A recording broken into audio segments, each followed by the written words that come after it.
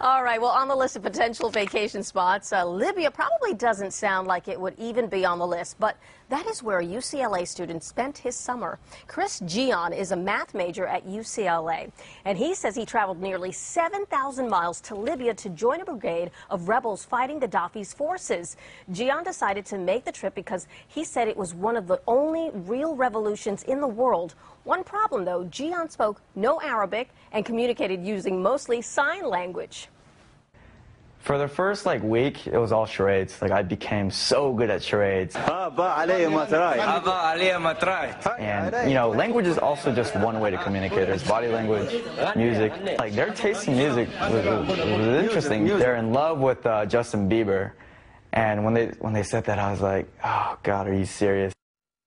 So how did he get there, by the way? Gian bought a one-way ticket from L.A. to Cairo, traveled by train and buses, finally hitching a ride towards the capital of Tripoli, and he documented the whole thing. It's amazing. Yeah. I know. Like the vacation of a lifetime, even though you wouldn't think it would be. Yeah. All right, this might be the most interesting summer vacation ever, just the craziest maybe. Chris Gian, a student at UCLA, left the friendly confines of Westwood to join up with Libyan rebel fighters in their fight against Muammar Gaddafi.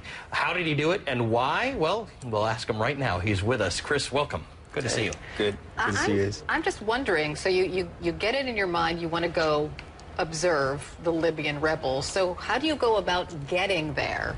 Actually, when I go on these kind of trips, people ask me, what did you expect? I really don't set any expectations. I mean, I have no prior frame of reference, so I go in there expecting the unexpected. It's a very fluid environment. You have to adapt. My only goal was to get in and live with these guys on the front lines, and that was it. And this is video you were looking at from there. So you did. You flew to what, Cairo? Yeah, I flew to Cairo, and from there I hitchhiked all the way to the Libyan border, and from there I also hitchhiked to Benghazi, and from Benghazi I hitchhiked to the front lines. So you realize you could have died doing this? Yeah, of course. I mean, there is that risk. You seem so matter-of-fact about that.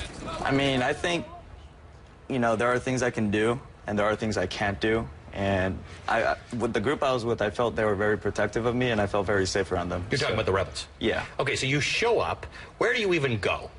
How do you know who's rebels and who these guys are, and what do? You just walk up and say, I'm an American kid, like to hang with you guys for a little while? That's funny, because before this trip, I've never met a single Libyan person, and going into it, I just met one guy on the internet, and he gave me his contact number. And right.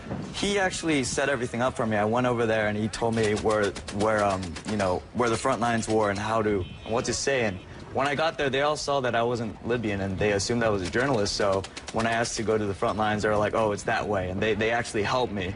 And as far as hooking up with the rebels, I just stood outside their operating base, stuck my thumb out, and they said, oh, ride with us, ride with us. Wow. And you don't speak the language, and you've never fired a gun. Right. Actually, to communicate with them, I actually memorized, half of my vocabulary was food and slang words. So every time I met new people, I would just list off the foods I ate, like amseyar, almeita, asida, and all these slang words like jobe, good weather, and they all started laughing. They were like, how does this kid know this?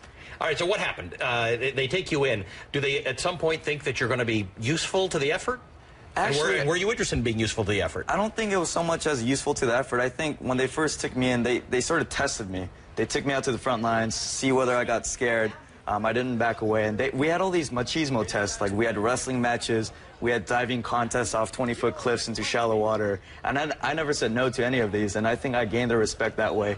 And they thought, man, this kid really, he's really into us. He has an open mind. And I think that's a big reason they took me in. Chris, I have to tell you, I can almost hear a majority of our audience saying, is this guy crazy? This kid is crazy.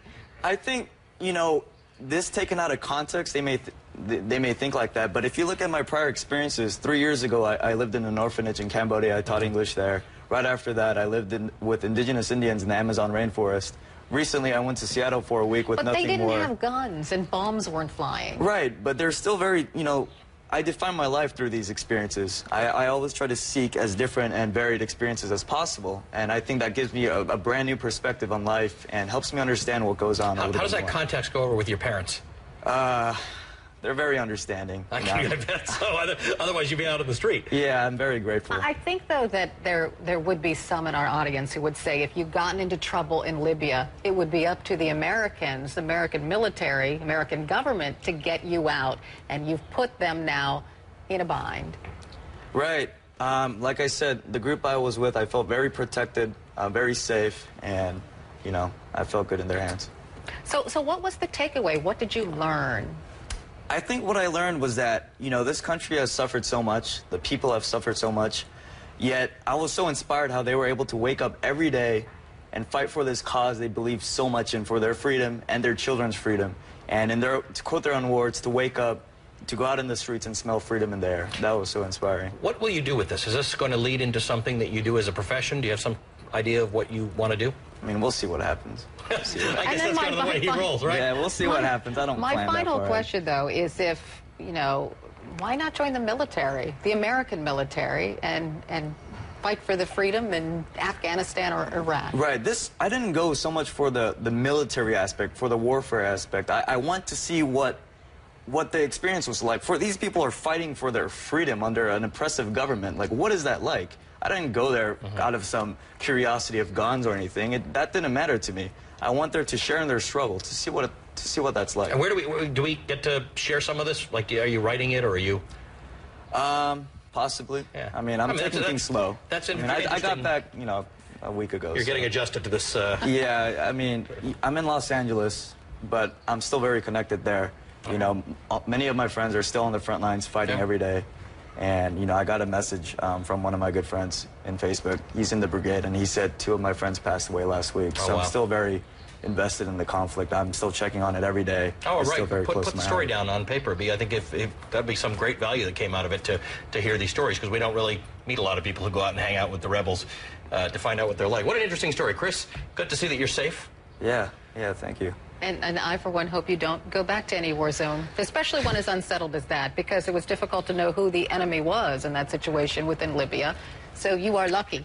Yeah, I'm very lucky. It's actually weird how my life plays out. Everything is just some crazy series of events. I don't think anything happens in my life by accident. I think there's a reason, time and place for everything that happens to me. So, you know, although I'm fortunate, I feel like there's a reason for it.